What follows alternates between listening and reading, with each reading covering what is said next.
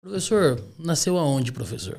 Em Itatiba. Itatiba, interior de São Paulo. Interior de São Paulo. Muito pertinho. Pertinho aqui. Muito perto. Antes de Jundiaí, né? É. Cresceu lá? Cresci lá e depois eu fui estudar em Campinas, na PUC. Qual foi o motivo, assim, de você pensar, pô, vou pra PUC? A decisão no momento ali de ingressar numa faculdade, quando você escolheu fisioterapia, vinha já do fato de você ter estudado educação física ou tem algum detalhe aí na sua juventude? Não, quando eu fui para Campinas, eu fui fazer educação física. Na verdade, assim, eu não tinha muita clareza do que eu queria, mas era alguma coisa que envolvesse movimento, que envolvesse atividade física, no caso.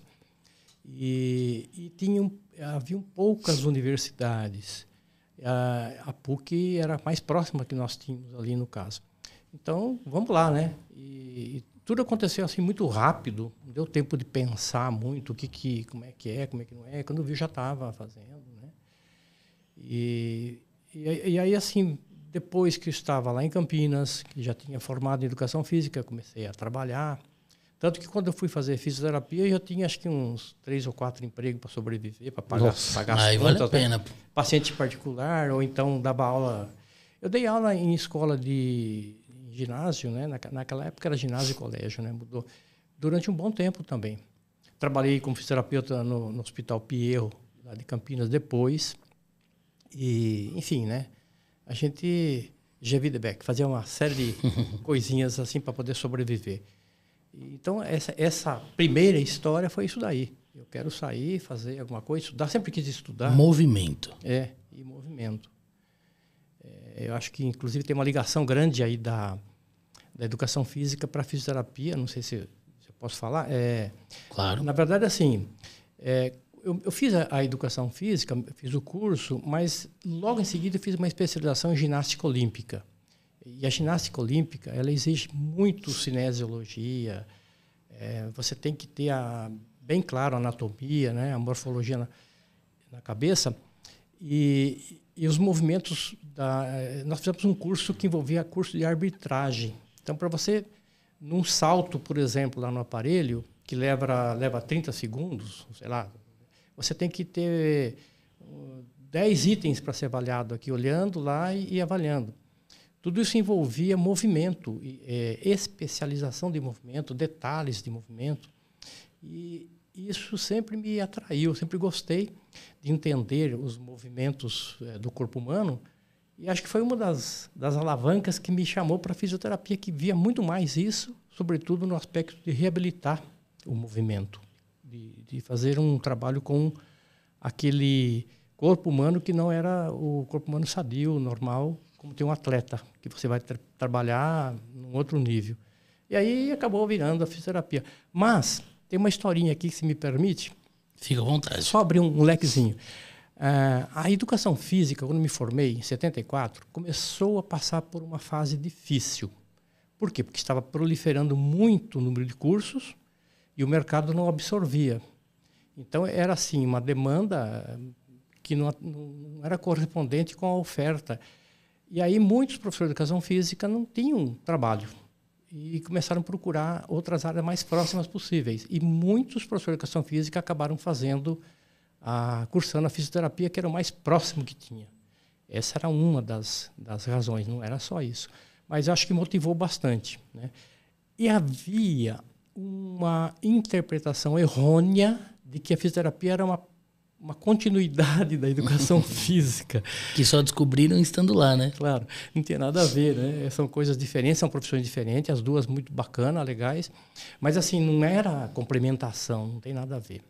É que eu contei essa história da ginástica olímpica porque a gente aprimorou o entendimento dos movimentos. Sim. Acabei sendo professor de cinesiologia por conta disso, né?